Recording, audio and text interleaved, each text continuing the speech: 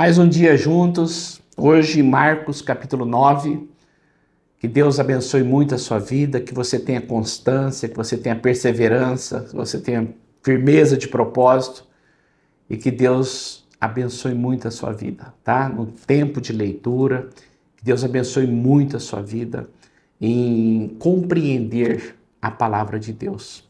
Então vamos lá, Marcos capítulo 9 fala sobre a transfiguração. Isso aqui é algo muito enigmático, é uma parte da Bíblia onde Jesus sobe no monte e ele tinha 3 discípulos, 3 apóstolos que eram muito chegados a ele, era Pedro, Tiago e João. E ele pegou esses 3 e subiu no monte. E diz a palavra de Deus que lá ele foi transfigurado. O que é transfigurado? Ele assumiu uma postura celestial, ou seja, ele teve uma fisionomia espiritual, ao ponto da Bíblia dizer que as vestes ficaram tão brancas como lavandeiro nenhum na terra conseguiria deixá-las. Então ele foi transfigurado. E junto ali apareceram Moisés e Elias, e estavam conversando com ele. Por que Moisés e Elias? Esse texto aqui é muito importante, esse texto é muito interessante para nós entendermos.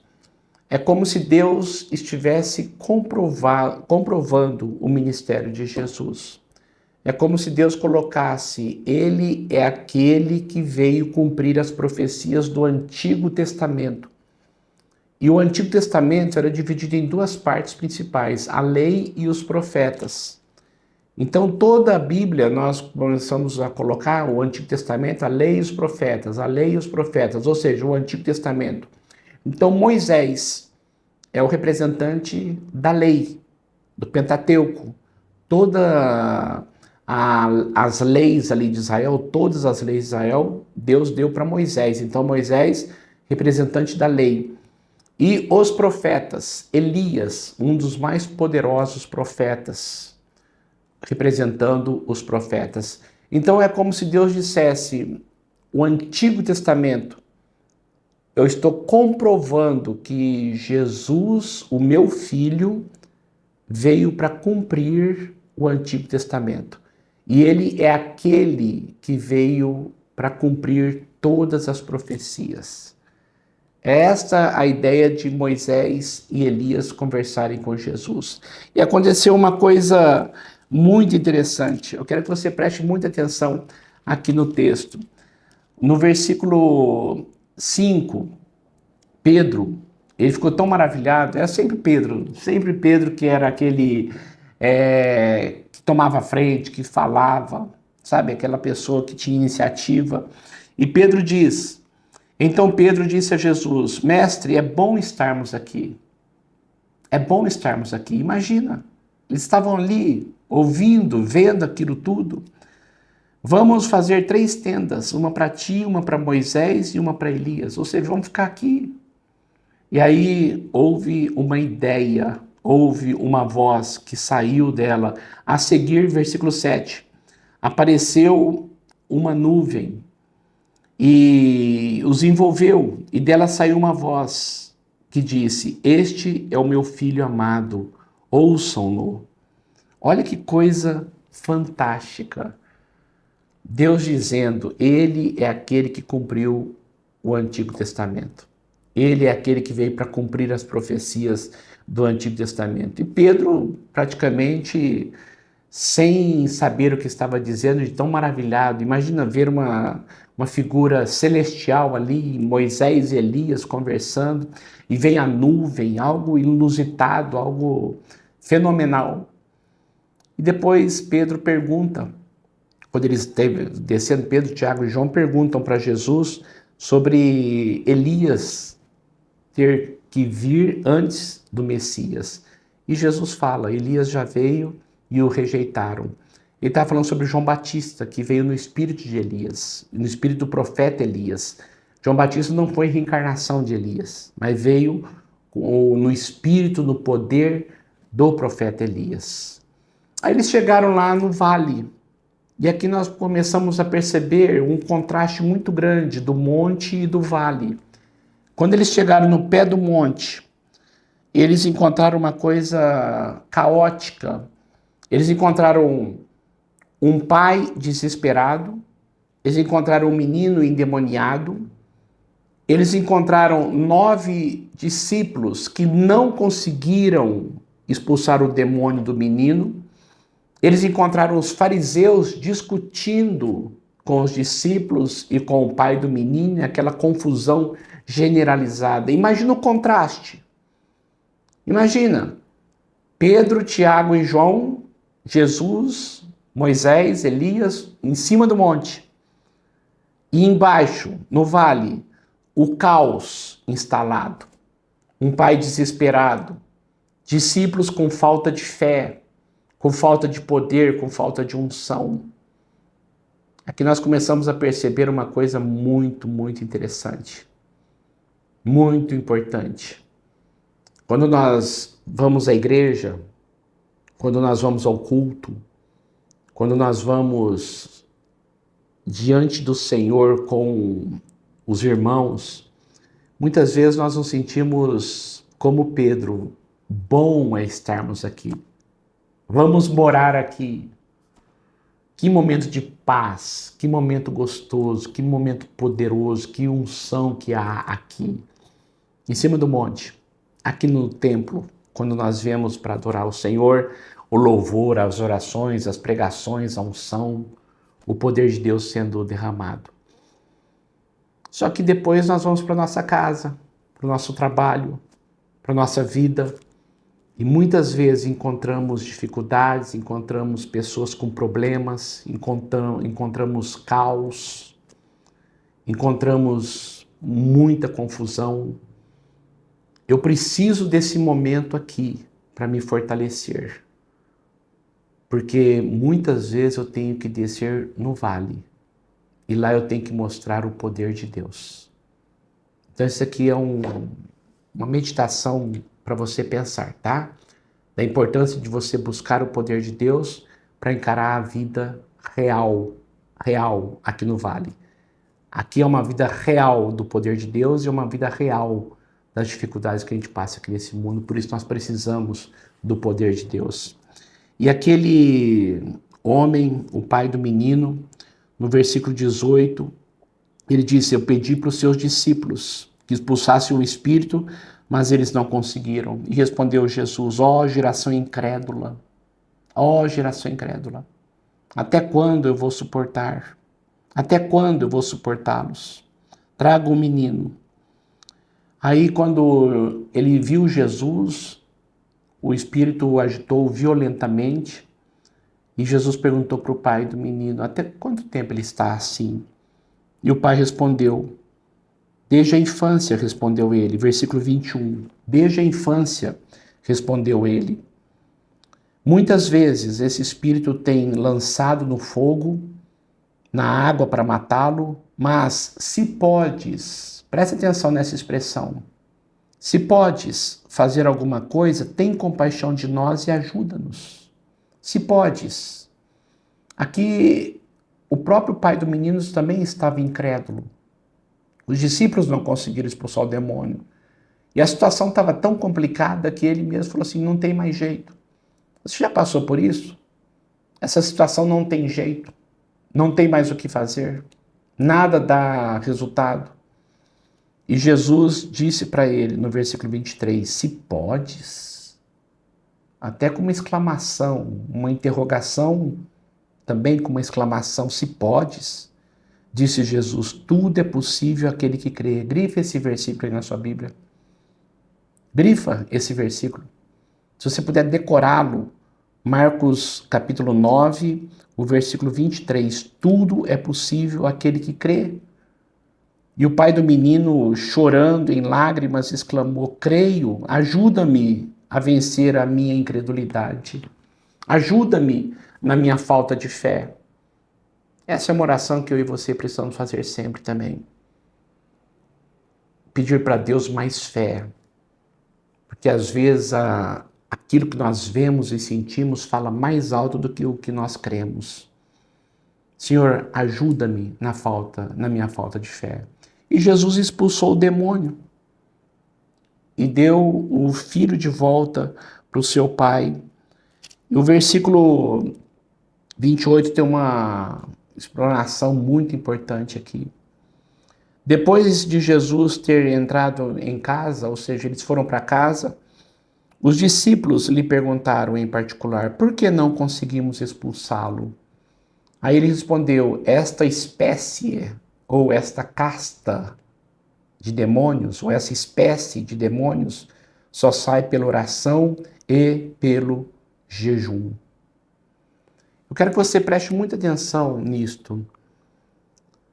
Tem casos e casos, tem problemas e problemas, tem dificuldades e dificuldades, e tem alguns casos que é oração e jejum, devido à gravidade, devido à seriedade do assunto.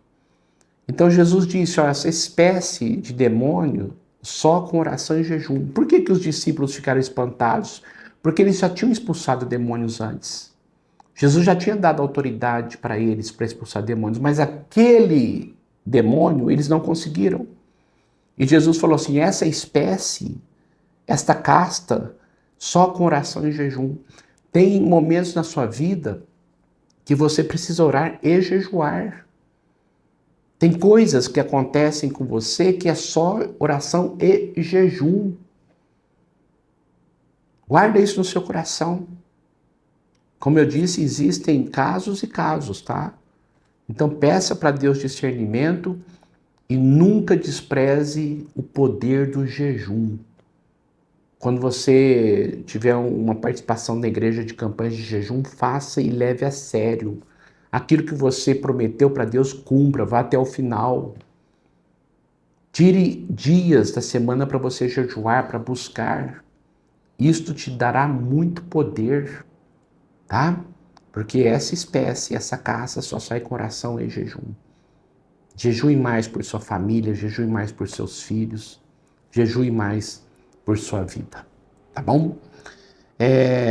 Aqui Jesus, quando ele estava vendo os discípulos, irmãos, eu vejo como que os discípulos de Jesus são muito parecidos conosco. Nós somos muito parecidos com eles. Nós somos difíceis de compreender, nós somos duros de coração. É só a graça de Deus mesmo, estando perto com Jesus, que nós vamos mudar a cada dia. Foi quando os discípulos estavam discutindo quem é o maior no reino de Deus. Imagina, Pedro, eu sou o maior aqui porque eu sou aquele que estou à frente. João, eu sou maior porque eu estou muito perto de Jesus. Não, eu sou maior por causa disso, eu sou... E eles discutindo quem era o maior. E Jesus, sabendo disso, perguntou para eles, o que vocês estão discutindo no meio do caminho? Eles falaram quem era o maior. E perguntaram para Jesus, quem é o maior? E Jesus, ele dá um padrão totalmente diferente. Eu quero que você preste atenção nisso. O padrão do cristianismo não é um padrão do mundo melhorado. É um padrão totalmente diferente. O padrão do cristianismo é um padrão totalmente diferente desse mundo falido. E Jesus, ele diz, se alguém quiser ser o primeiro, versículo 35, será o último e servo de todos. E tomando uma criança, colocou-a no meio deles, pegando nos braços, disse-lhe, olha só, Jesus pegou a criança e disse, quem recebe uma dessas crianças em meu nome está me recebendo.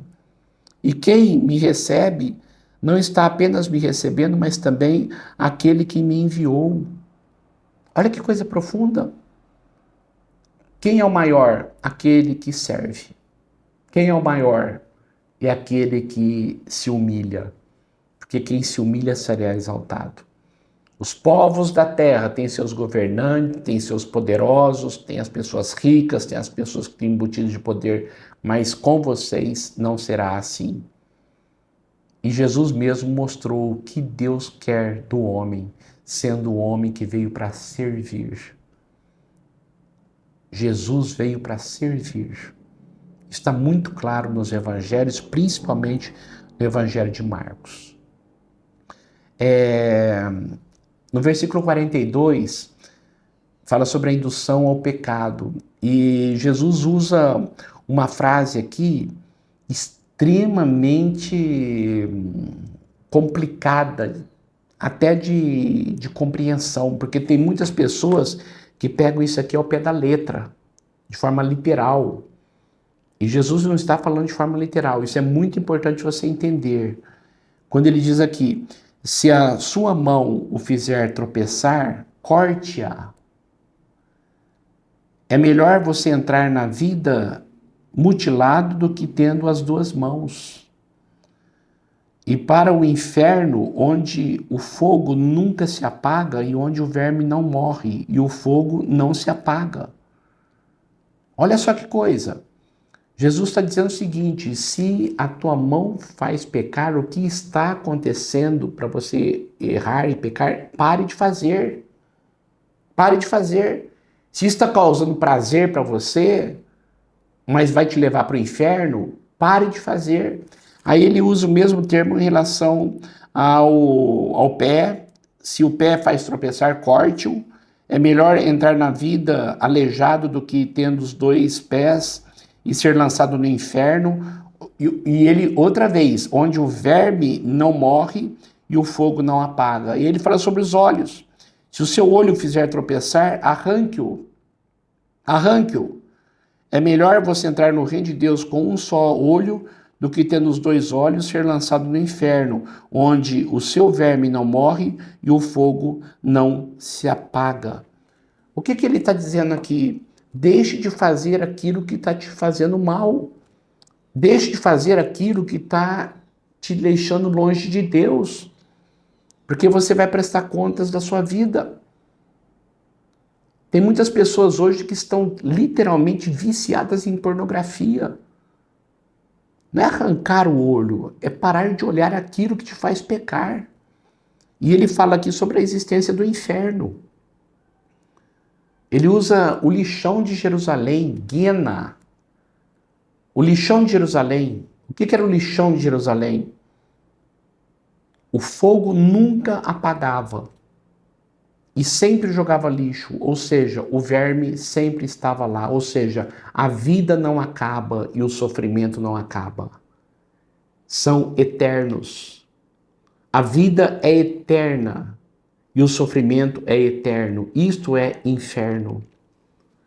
Tem pessoas que dizem que não existe inferno. A Bíblia diz que existe, Jesus diz que existe, porque a alma, ela é eterna.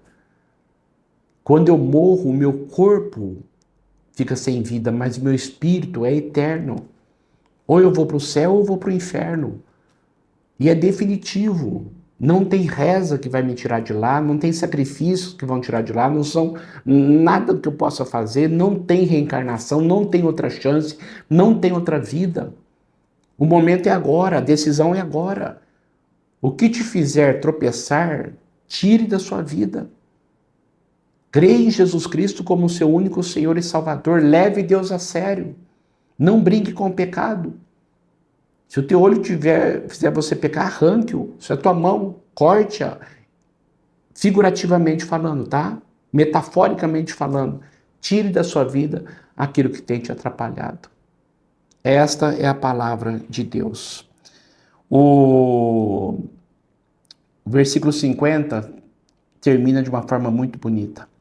Tenham sal em vocês mesmos e vivam em paz uns com os outros. Não deixe o mundo influenciar vocês, mas influencie o mundo. Isso é ser sal. Tenham sal em vocês mesmos. Cuidado para a pornografia não influenciar vocês. Cuidado para a corrupção não influenciar vocês. Cuidado com o adultério. Cuidado com a fofoca. Cuidado com o orgulho. Não deixe influenciar vocês. Sejam sal. O sal faz o quê? Influencia. Não é influenciado. O sal preserva. O povo de Deus está aqui para influenciar o mundo e não ser influenciado pelo mundo. Esta é a palavra de Deus. Olha a riqueza do Evangelho. Leia com calma esse texto, coloque a tua vida para Deus impactar você, através dessa palavra. Medite com calma, tá? Com a caneta na mão e grife os textos que forem falando forte com você. Vamos orar. Pai, eu quero agradecer muito, de coração, pela tua palavra que nos ensina, pela tua palavra que nos dá direção, pela tua palavra que nos instrui. Muito obrigado por esse tempo precioso que o Senhor tem nos dado. Alimente-nos, renove-nos, abençoe-nos. Em nome de Jesus. Amém e amém. Que Deus abençoe muito você. Deus abençoe muito, muito a sua vida. Amanhã, próximo vídeo, tá? E só deixando bem claro para você, bem claro, usufrua da bênção de conhecer esse Deus maravilhoso. Quanto mais nós o conhecemos, mais o amamos e mais o servimos da forma como Ele deseja. Tenha um excelente dia e a sua família seja muito abençoada em nome de Jesus. Até amanhã, se Deus quiser.